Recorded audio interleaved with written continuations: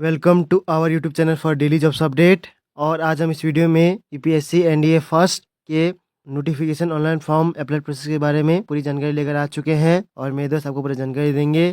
जी हाँ दोस्तों, union public service commission ने नेशनल डिफेंस एकेडमी एनडीए और naval academy NA examination first 2025 के लिए नोटिफिकेशन रिलीज किया था। कैसे आप इस भर्ती के एग्जाम में पार्टिसिपेट करने के लिए अपने फॉर्म अप्लाई कर सकते हो बिना कोई मिस्टेक किए हुए, इसकी पूरी जानकारी हम आपको स्टेप बाय स्टेप रजिस्ट्रेशन से लेकर प्रिंट तक इस वीडियो में देंगे। बस आपको एंड तक हमारे साथ इस वीडियो में बने रहना है। उसके बाद वीडियो पसंद आए तो इसे लाइक और शेयर कर दें, चैनल पर नए हो तो इसे सब्सक्राइब कर ले। साथ ही साथ दोस्तों, यहां पर जो नई अपडेट्स निकल कर आई है यूपीएससी एनडीए फर्स्ट 2025 एग्जामिनेशन के रिगार्डिंग, उसकी भी पूरी डिटेल हम आपको यहां पर देंगे और कैसे आप अपने फॉर्म यहां पर बिना कोई मिस्टेक के अप्लाई कर सकते हो, इसकी पूरी जानकारी देंगे। और जिन कैंडिडेट को यहां पर फॉर्म अप्लाई करते हुए प्रॉब्लम फेस हो रही है, उन सभी प्रॉब्लम का हल आपको यहां पर इस वीडियो में मिल जाएगा। तो एंड तक आपको हमारे साथ बने रहना है। साथ ही साथ ये भी बताएंगे कि कौन सी वो कॉमन मिस्टेक है जिसे करने से आपके एप्लीकेशन फॉर्म यहां पर रिजेक्ट हो सकते हैं। आपको फॉर्म अप्लाई करते हुए उन मिस्टेक्स को अवॉइड करना है। तो बिना कोई वक्त गंवाए चलिए शुरू करते हैं।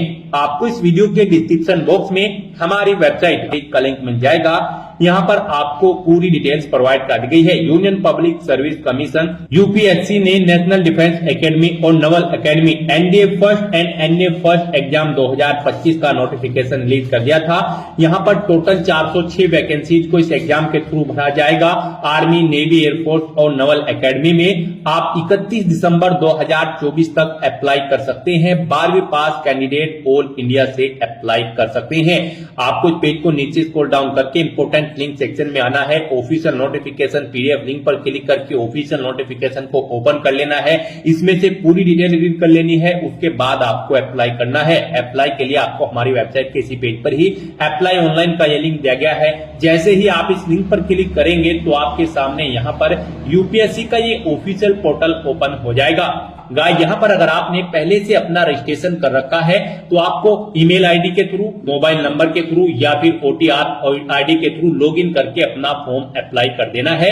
और अगर आप यहाँ पर यूपीएससी की किसी भी भर्ती के लिए अप्लाई करना चाहते हो तो आपको सबसे पहले अपना वन टाइम रजिस्ट्रेशन करना होता है। यहाँ पर हम आपको यूपीएससी का ओटीआर यानी कि वन टाइम रजिस्ट्रेशन करके दिखाएंगे। उसके बाद यूपीएससी में जितनी भी भर्तियां निकलेगी उन पर अप्लाई करने के लिए आप एलिजिबल होंगे। तो वन टाइम रजिस्ट्रेशन करने के लिए आपको यहाँ पर टॉप पर ही न्यू रजिस्ट्रेशन की एक टैब दी गई है। आप इस पर क्लिक करें, रजिस्ट्रेशन का फॉर्म ओपन होगा।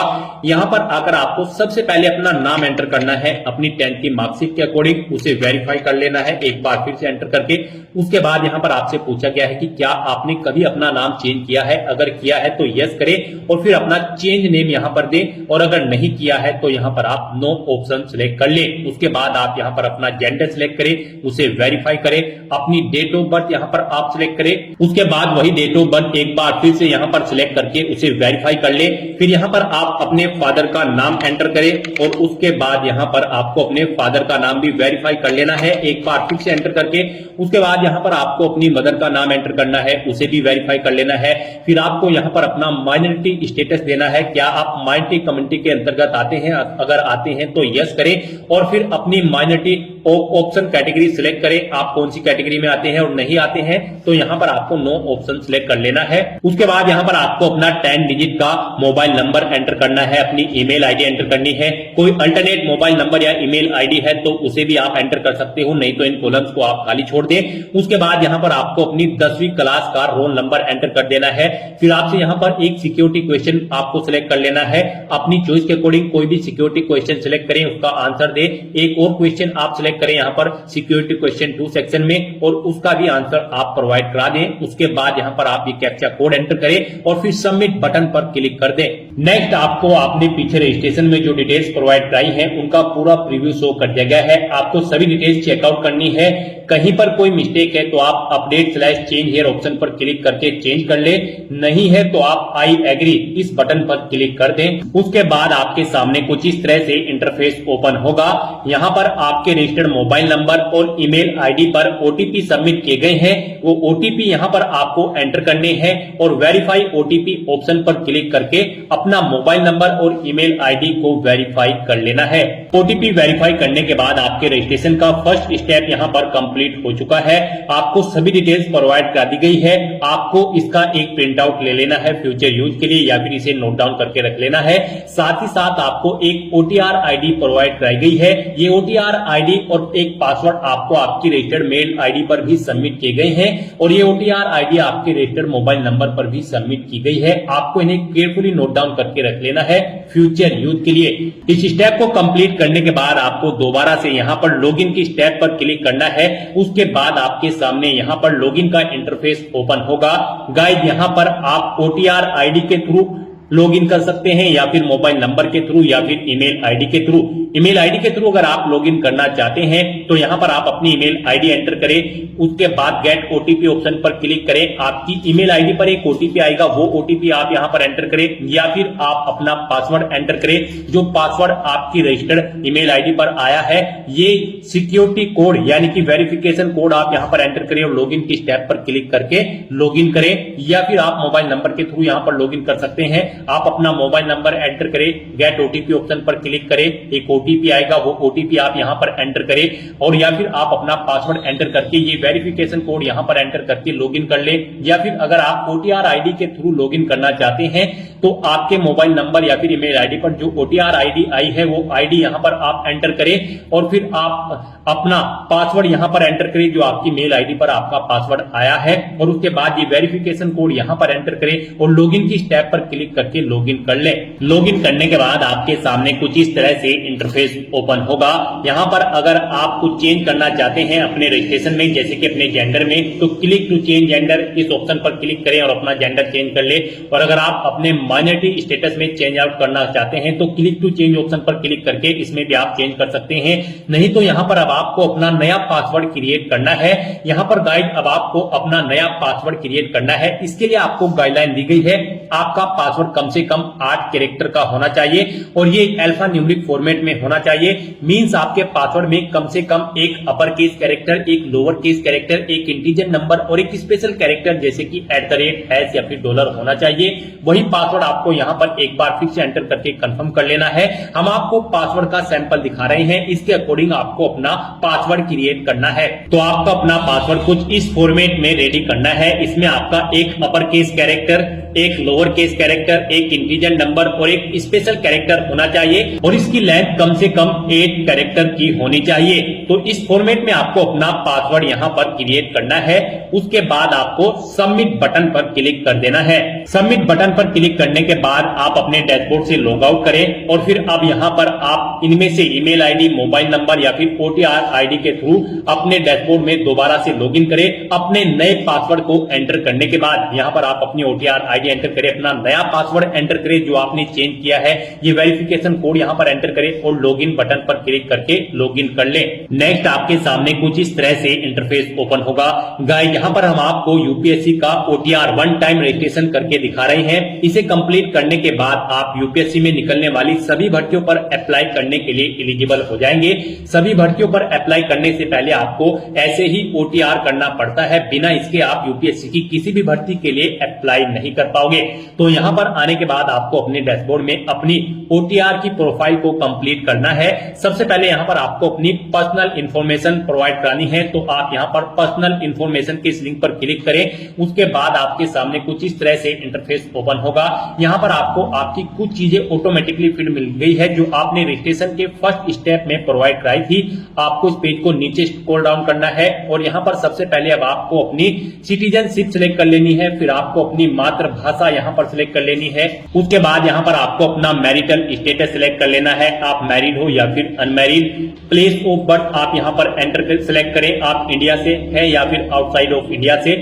उसके बाद यहां पर आप अपना पोस्ट ऑफिस का नाम एंटर करें, सिटी या टाउन या फिर विलेज का नाम एंटर करें, अपना स्टेट यहाँ पर आप सिलेक्ट करें, उसके बाद आप अपना डिस्ट्रिक्ट यहाँ पर सिलेक्ट करें, फिर आप अपना पिन कोड यहाँ पर एंटर कर दें। उसके बाद यहाँ पर आपको अपनी कम्युनिटी सिलेक्ट कर लेनी है, आप जिस भी कम्युनिटी से बिलोंग करते हैं।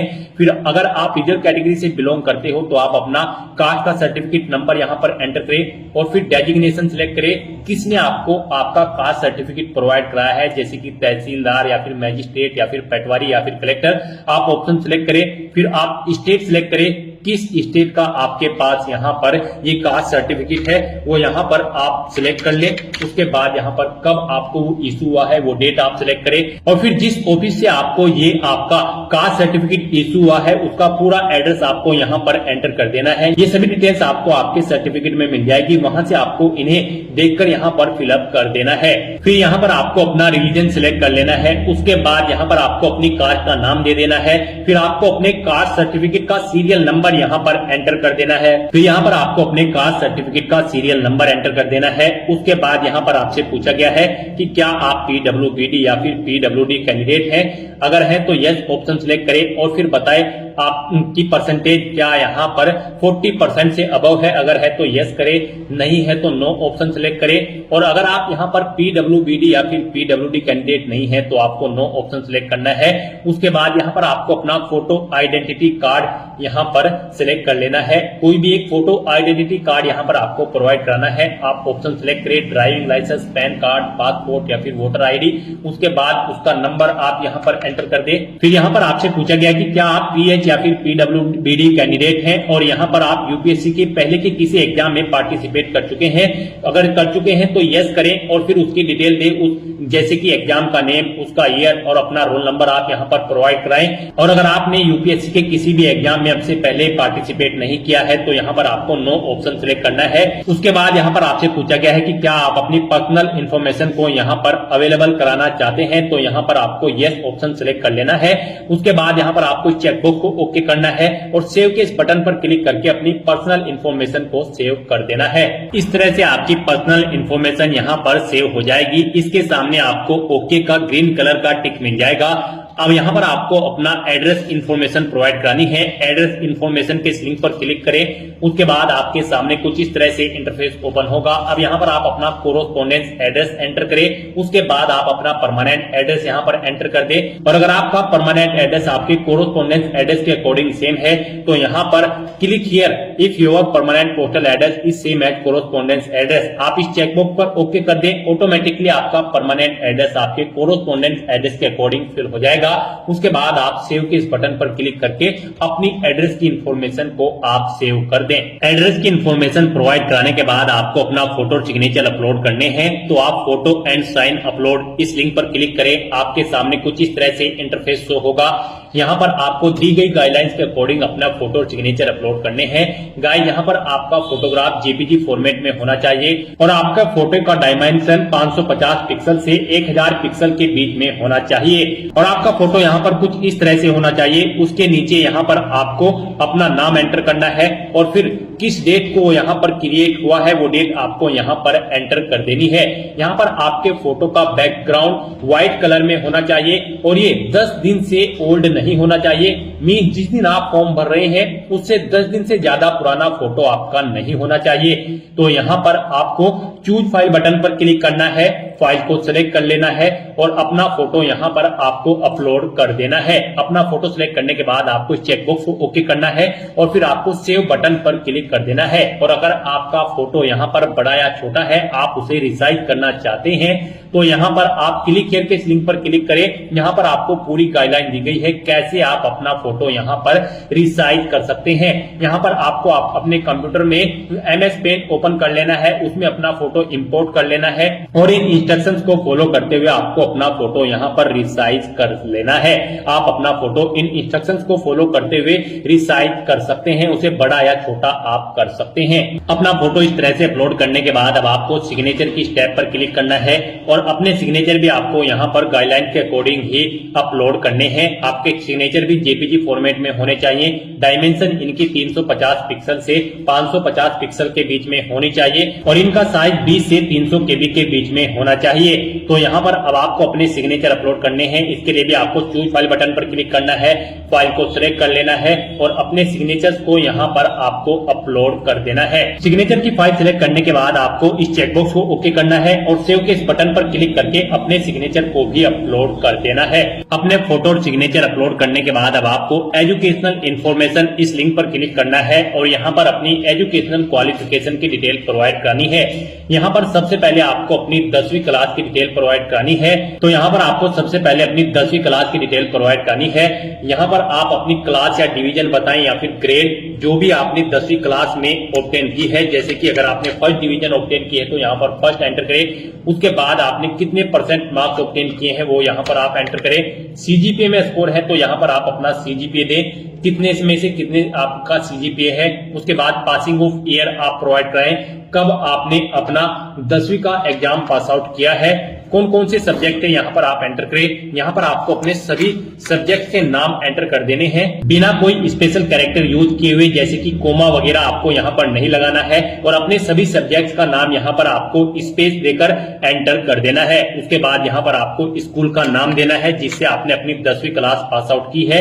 फिर बोर्ड या यूनिवर्सिटी का नाम देना है जिससे आपने अपनी 10वीं क्लास पास आउट की है। उसके बाद आपको सेव के इस बटन पर क्लिक करके अपनी ये सभी डिटेल सेव कर देनी है। 10th क्लास की डिटेल प्रोवाइड कराने के बाद आपको अपनी 12th क्लास की डिटेल यहाँ पर प्रोवाइड करानी है।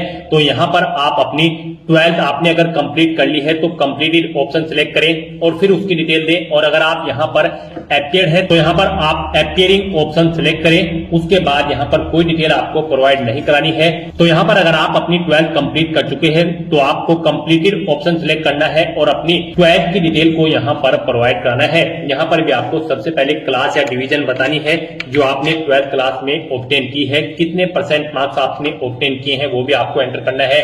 सीजीपीए में अगर स्कोर है तो कितने में से कितने सीजीपीए आपने ऑब्टेन किया है वो यहाँ पर आप एंटर कर दें।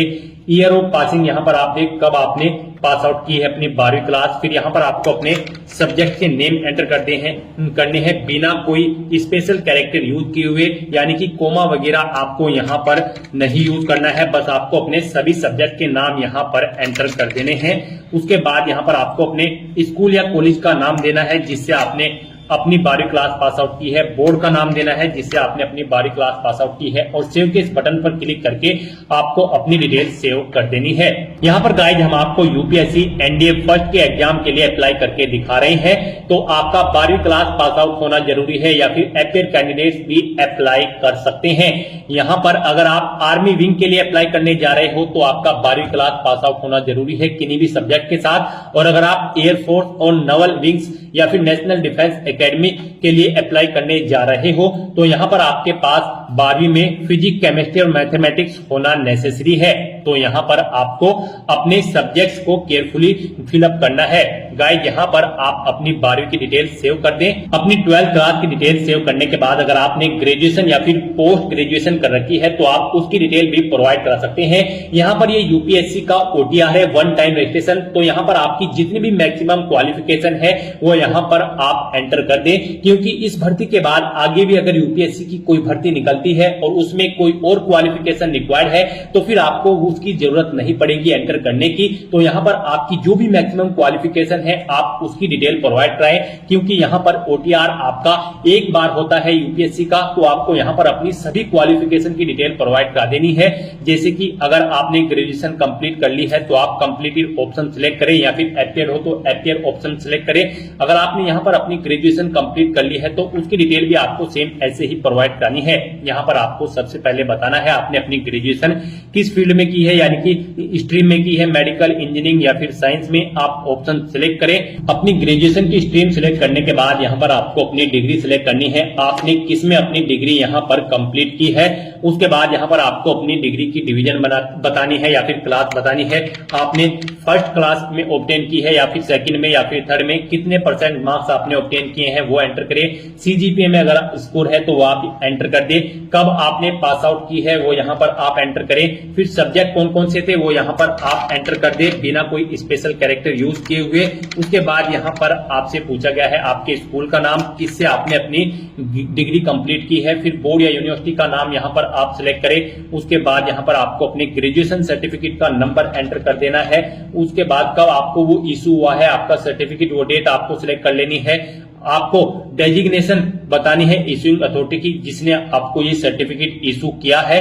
उसके बाद आपको फुल एड्रेस यहाँ पर उस अथॉरिटी का एंटर कर देना है। फिर यहाँ पर आपको पूछा गया है कि क्या आपने बेसिक एजुकेशनल क्वालिफिकेशन या फिर हायर क्वालिफिकेशन ऑब्टेन की है फॉरेन इंस्टीट्यूट से। अगर की है तो यस करें और फिर उसकी डिटेल दे, नहीं की है तो आप नो ऑप्शन सिलेक्ट कर लें। उसके बाद यहाँ पर आपको सेव के इस बटन पर क्लिक करके अपनी डिटेल्स को सेव कर देना है। इस तरह से अपनी ग्रेजुएशन की डिटेल सेव करने के बाद अगर आपने पोस्ट ग्रेजुएशन कर रखी है तो आप पोस्ट ग्रेजुएशन की टैब पर क्लिक करें और सेम ऐसे ही अपनी पोस्ट ग्रेजुएशन की डिटेल प्रोवाइड करा दें। तो यहाँ पर आपने जो भी मैक्सिमम क्वालिफिकेशन कर रखी है तो उसकी डिटेल आप प्रोवाइड करा दें और उन्हें सेव करने के बाद आपको फिर डॉक्यूमेंट्स अपलोड इस लिंक पर क्लिक करना है। नेक्स्ट यहाँ पर आपको अपने कुछ डॉक्यूमेंट्स अपलोड करने हैं। यहाँ पर आपको अपनी 10वीं की मार्कशीट और यहाँ पर 12वीं की मार्कशीट और फोटो आईडी प्रूफ आपको अपलोड करना है। और अगर आप यहाँ पर SC ST OBC कैंडिडेट हैं तो यहाँ पर आपको अपना कास्ट सर्टिफिकेट भी अपलोड करना है। फिर यहाँ पर अगर आप एज में रिलेक्शन चाहते हैं तो अपने एज रिलेक्शन का क्लेम सर्टिफिकेट अपलोड कर दें। हिल एरिया से अगर आप बिलोंग करते हो तो हिलिंग सर्टिफिकेट आपको अपलोड करना होगा। अगर आप अरुणाचल प्रदेश, मणिपुर, मेघालय, मिजोरम या फिर नागालैंड या फिर सिक्किम से हैं और अगर आपने पोस्ट ग्रेजुएशन से ऊपर भी यहाँ पर कोई हायर क्वालिफिकेशन कर रखी है तो उसके डॉक्यूमेंट सर्टिफिकेट आपको अपलोड करने हैं। अचीवमेंट अगर आपके पास है किसी फील्ड में या फिर अवार्ड आपने जीता है तो उसके डॉक्यूमेंट भी आप अपलोड कर सकते हैं। यहाँ पर जिनके ऊपर रेड कलर का स्टार बना हुआ है वो डॉक्यूमेंट आपको यहाँ पर जरूर अपलोड करने हैं। आपका डॉक्यूमेंट्स यहाँ पर PDF फॉर्मेट में होने चाहिए और उनका मैक्सिमम साइज 1 MB रखा गया है। आपको चूज फाइल बटन पर क्लिक करना है, फाइल को सिलेक्ट कर लेना है और 1 बाय 1 करके अपने इन सभी डॉक्यूमेंट्स को आपको अपलोड कर देना है। अपने इन सभी डॉक्यूमेंट्स को सक्सेसफुली अपलोड करने के बाद आपको पेरेंटल इंफॉर्मेशन इस लिंक पर क्लिक कर देना है। उसके बाद आपके सामने कुछ इस तरह से इंटरफेस ओपन होगा। अब यहाँ पर आपको अपने गार्जियंस, अपने फादर और मदर की इंफॉर्मेशन प्रोवाइड करनी है। सबसे पहले आपको अपनी फादर की इंफॉर्मेशन प्रोवाइड करनी है। उनकी नेशनलिटी आप सिलेक्ट करें, फिर उनका प्रोफेशन आप यहाँ पर सिलेक्ट कर लें। उसके बाद यहाँ पर आपको उनका एड्रेस एंटर करना है। आप उनका एड्रेस एंटर कर दें या फिर अगर उनका एड्रेस आपके एड्रेस के अकॉर्डिंग सेम है तो यहाँ पर आप कोरोस्पोंडेंस एड्रेस या फिर परमानेंट एड्रेस आपके जिस भी एड्रेस से सेम है यहाँ पर आप उस लिंक पर क्लिक कर दें। ऑटोमेटिकली उनका एड्रेस भी आपके एड्रेस के अकॉर्डिंग फिल हो जाएगा।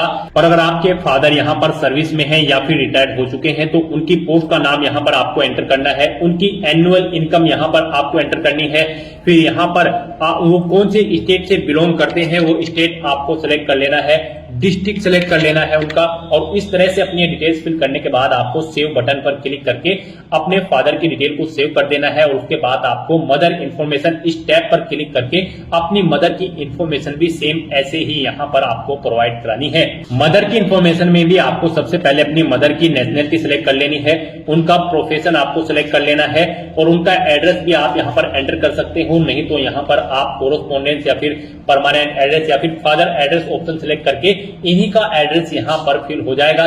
जिस भी लिंक पर आप क्लिक करेंगे उसके बाद अगर वो यहाँ पर कार्यरत है यानी कि सर्विस करती हैं या फिर रिटायर्ड हो चुकी है तो उनकी पोस्ट का नाम यहाँ पर आप एंटर कर दें। उनकी एनुअल इनकम कितनी है वो यहाँ पर आप एंटर कर दें। नहीं है तो आप नोट एप्लीकेबल यहाँ पर एंटर कर सकते हैं और अगर एनुअल इनकम नहीं है तो यहाँ पर आप 0 एंटर कर सकते हैं। उसके बाद आपकी माता किस स्टेट से बिलोंग करती है यहाँ पर आप उस स्टेट का नाम सिलेक्ट करें। उसके बाद डिस्ट्रिक्ट सिलेक्ट करें और फिर उनकी ये डिटेल सेव के इस बटन पर क्लिक करके सेव कर दें। नेक्स्ट यहाँ पर आपको अपनी एम्प्लॉयमेंट इंफॉर्मेशन प्रोवाइड करानी है। आपको एम्प्लॉयमेंट इंफॉर्मेशन के इस लिंक पर क्लिक करना है। उसके बाद आपके सामने कुछ इस तरह से इंटरफेस ओपन होगा।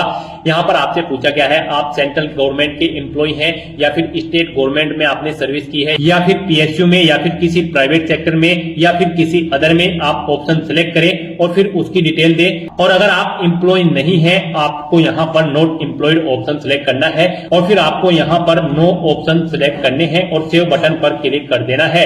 इस तरह से आपकी एम्प्लॉयमेंट इंफॉर्मेशन यहाँ पर सेव हो जाएगी। उसके बाद आपको यूपीएससी एग्जामिनेशन इंफॉर्मेशन इस लिंक पर क्लिक करना है। उसके बाद आपके सामने कुछ इस तरह से इंटरफेस ओपन होगा। यहाँ पर आपसे पूछा गया है कि क्या आपको यूपीएससी ने कभी एग्जाम में बैठने से रोका है, अगर रोका है तो यस करें और फिर उसकी डिटेल दे, नहीं रोका है तो यहाँ पर आप नो ऑप्शन सिलेक्ट कर ले। फिर आपसे पूछा गया है कि क्या आप यूपीएससी के प्रीवियस ईयर के एग्जामिनेशन में भी पार्टिसिपेट किए हैं, अगर किए हैं तो यस करें और फिर उसकी डिटेल दे, नहीं किए हैं तो आप नो ऑप्शन सिलेक्ट कर ले। और फिर आपसे पूछा गया है कि लास्ट के कुछ ईयर में आपने सिविल सर्विस एग्जामिनेशन में पार्टिसिपेट किया है और आपको सर्विस या फिर पोस्ट ऑफर्ड हुई है, अगर हुई है तो यस करें और उसकी डिटेल दे, नहीं हुई है तो आपको नो ऑप्शन सिलेक्ट कर लेना है।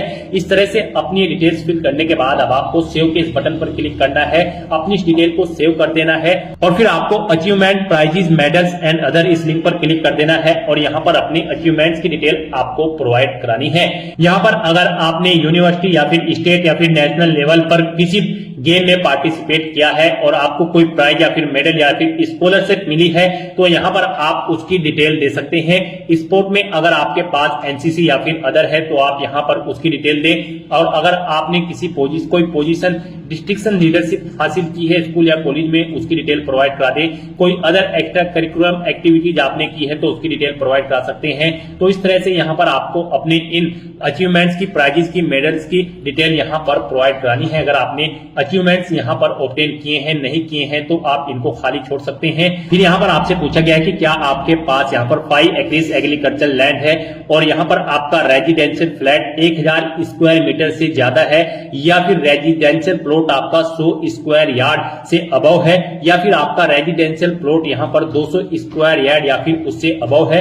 अगर इनमें से कोई भी ऑप्शन है तो आप यस ऑप्शन सिलेक्ट करें, नहीं तो नो ऑप्शन सिलेक्ट करें। फिर यहाँ पर आपको अपनी लैंग्वेज की डिटेल प्रोवाइड करानी है। कौन कौन सी लैंग्वेज आप जानते हैं, जैसे कि हिंदी, और उसे आप रीड, राइट, स्पीक और जो भी जानते हैं यहाँ पर आप ऑप्शन सिलेक्ट करें और फिर एग्जामिनेशन आपने कौन सा पास आउट किया है वो एग्जामिनेशन आप यहाँ पर एंटर कर दें। इस तरह से यहाँ पर आपको अपनी लैंग्वेज की डिटेल प्रोवाइड करानी है। अगर आप एक से ज्यादा लैंग्वेज जानते हैं तो यहाँ पर ऐड के इस बटन पर क्लिक करें, फिर यहाँ पर आप अपनी दूसरी लैंग्वेज सिलेक्ट करें और उसकी डिटेल दें। इस तरह से अपनी लैंग्वेज की डिटेल आपको यहाँ पर प्रोवाइड करानी है और फिर आपको सेव के इस बटन पर क्लिक करके अपनी ये डिटेल सेव कर देनी है। इस तरह से आपके वन टाइम रजिस्ट्रेशन की प्रोफाइल आपकी कंप्लीट हो जाएगी। यहाँ पर इन सभी ऑप्शन के सामने आपको ग्रीन कलर का ओके का टिक मिल जाएगा। तो यहाँ पर आपकी ओटीआर की प्रोफाइल कंप्लीट हो चुकी है। गाइस, यहाँ पर ओटीआर कंप्लीट करने के बाद आपको यूपीएससी की भर्तियों के लिए अप्लाई करना है। उसके लिए आपको लेटेस्ट नोटिफिकेशन की स्टेप पर क्लिक करना है। फिर यहाँ पर करंट में जो भी यूपीएससी की भर्तियां चल रही होंगी उसकी लिस्ट यहाँ पर आपको दे दी जाएगी। फिलहाल यहाँ पर एनडीए फर्स्ट और सीडीएस फर्स्ट की भर्ती चल रही है तो यहाँ पर हम आपको एनडीए फर्स्ट की इस भर्ती के लिए अप्लाई करके दिखाएंगे। एनडीए फर्स्ट 2025 एग्जामिनेशन के लिए अप्लाई करके दिखाएंगे। यहाँ पर आने के बाद आपका रजिस्ट्रेशन तो कंप्लीट, आपका ओटीआर पहले ही कंप्लीट हो चुका है। उसमें अगर आप एडिट करना चाहते हैं या फिर उसे आप अपडेट करना चाहते हैं तो आप update edit OTR one time registration profile इस लिंक पर क्लिक करके एडिट कर सकते हैं। नहीं तो यहाँ पर अब आपको एनडीए फर्स्ट के लिए अप्लाई करना है। उसके लिए आपको क्लिक हियर फॉर पार्ट 1 भाग 1 के लिए यहाँ क्लिक करें, इस लिंक पर क्लिक कर दें। उसके बाद आपके सामने कुछ इस तरह से इंटरफेस ओपन होगा। आपको कुछ इंस्ट्रक्शंस आपको यहाँ पर प्रोवाइड कराए जाएंगे। आपको इन्हें रीड आउट कर लेना है, पेज को नीचे स्क्रॉल डाउन करना है और यहाँ पर आपको यस के इस ऑप्शन पर क्लिक करके ओके करना है। उसके बाद आपके सामने यहाँ पर कुछ इस तरह से इंटरफेस ओपन होगा। यहाँ पर आपकी सभी डिटेल्स आपके ओटीआर से फिल कर दी गई है। यहाँ पर आप व्यू/प्रिंट द प्रोफाइल समरी इस लिंक पर क्लिक करके अपनी प्रोफाइल समरी का प्रिंट आउट आप ले सकते हो फ्यूचर यूज के लिए। और आपको आई हरबी डिक्लेयर इस चेकबॉक्स को ओके करना है और फिर आपको आई एग्री इस ऑप्शन पर क्लिक कर देना है। यहाँ पर आप पार्ट 1 के लिए अप्लाई कर चुके हो। अब आपको क्लिक हियर फॉर पार्ट 2 भाग 2 के लिए यहाँ पर क्लिक करना है। उसके बाद आपके सामने यहाँ पर कुछ इस तरह से इंटरफेस शो होगा। यहाँ पर भी आपको मोस्टली सभी चीजें ऑटोमेटिकली फिल मिल जाएंगी। आपकी ओटीआर प्रोफाइल में से यहाँ पर आपकी सभी डिटेल्स फिल कर दी गई है। बस यहाँ पर आपको एजुकेशनल क्वालिफिकेशन के सेक्शन में आना है और यहाँ पर आप एनडीए फर्स्ट 2025 के एग्जाम में जब पार्टिसिपेट करने जा रहे हैं तो यहाँ पर आपको अपनी क्वालिफिकेशन सिलेक्ट कर लेनी है। गाइस यहाँ पर अगर आप आर्मी विंग की पोस्ट के लिए अप्लाई करने जा रहे हैं तो आपका केवल 12वीं क्लास पास आउट होना जरूरी है। और अगर आप एयरफोर्स, नवल विंग्स और national defence academy NDA in 10+2 cadet entry scheme के लिए अप्लाई करने जा रहे हो इंडियन नेवल एकेडमी के, तो यहाँ पर आपका 12वीं क्लास फिजिक्स, केमिस्ट्री और मैथ के साथ पास आउट होना जरूरी है। तो यहाँ पर आप इनके अकॉर्डिंग अपनी क्वालिफिकेशन सिलेक्ट कर लें और फिर यहाँ पर आप अपना फोन नंबर एंटर कर सकते हैं। नहीं करना चाहते हैं तो इस कॉलम को आप खाली छोड़ दें और फिर आप कंटिन्यू स्लैश आगे बढ़ें इस ऑप्शन पर क्लिक कर दें। नेक्स्ट आपके सामने कुछ इस तरह से इंटरफेस ओपन होगा। अब यहाँ पर आपको एनडीए और एनए एग्जामिनेशन में प्रेफरेंस सिलेक्ट करनी है। यहाँ पर आप जिसे भी प्रेफरेंस देना चाहते हैं उसके सामने आपको 1 एंटर करना होगा। अगर आप आर्मी या फिर नेवी, जैसे कि आप नेवी नौसेना को यहाँ पर फर्स्ट प्रेफरेंस देना चाहते हैं तो उसके सामने आप 1 एंटर कर दे। आर्मी के एग्जाम को आप सेकंड प्रेफरेंस देना चाहते हैं तो इसके सामने आप सेकंड एंटर कर दे। वायुसेना को आप 4th देना चाहते हैं तो 4 एंटर कर दे और नवल एकेडमी को आप 3rd देना चाहते हैं तो यहाँ पर आप 3rd एंटर कर दे। इस तरह से आपको अपनी प्रेफरेंस यहाँ पर एंटर कर देनी है। आप जिसे भी यहाँ पर प्रेफरेंस देना चाहते हैं उसके सामने आप 1 2 3 4 करके अपनी प्रेफरेंस सेट कर सकते हैं एग्जाम्स की। उसके बाद यहाँ पर आपसे पूछा गया है कि क्या आप कभी वायुसेना की परीक्षा सीपीएसएस में या फिर पीएफडी पायल एप्टीट्यूड बैटरी टेस्ट में असफल रहे हैं। अगर रहे हैं तो यस करें और नहीं रहे हैं तो यहाँ पर आपको नो ऑप्शन सिलेक्ट कर लेना है। उसके बाद यहाँ पर आपसे पूछा गया है कि क्या आप वायुसेना के जीडी ग्राउंड ड्यूटी ऑफिसर के लिए विचार किया जाना पसंद करेंगे। अगर करेंगे तो यस करें, नहीं तो नो ऑप्शन सिलेक्ट करें। फिर आपसे पूछा गया है कि क्या आप सैनिक मिलिट्री स्कूल के विद्यार्थी हैं। अगर है तो यस करें, नहीं है तो नो ऑप्शन सिलेक्ट करें। फिर आपसे पूछा गया है क्या आप जेसीओ, एनसीओ, अन्य रैंक के अधिकारियों के वार्ड हैं और सैनिक मिलिट्री स्कूल के विद्यार्थी हैं। अगर है तो यस करें, नहीं है तो नो ऑप्शन सेलेक्ट करें। इन सभी डिटेल्स को फिल करने के बाद आपको कंटिन्यू स्लैश आगे बढ़े इस ऑप्शन पर क्लिक कर देना है। कंटिन्यू के ऑप्शन पर क्लिक करने के बाद आपके सामने आपके एप्लीकेशन फॉर्म का पूरा प्रीव्यू शो कर दिया जाएगा। आपको सभी डिटेल्स केयरफुली चेकआउट करनी है। अगर आप अपडेट करना चाहते हैं तो यहाँ पर अपडेट स्लैश सुधार के बटन पर क्लिक करके अपडेट कर लें। कहीं पर कोई मिस्टेक है नहीं तो यहाँ पर अब आपको ये कैप्चा कोड एंटर करना है और फिर आई एग्री स्लैश मैं सहमत हूँ इस ऑप्शन पर क्लिक कर देना है। नेक्स्ट आपके सामने कुछ इस तरह से इंटरफेस ओपन होगा। आप यहाँ पर भाग सेकंड के लिए भी अपनी पंजीकरण प्रक्रिया कंप्लीट कर चुके हो।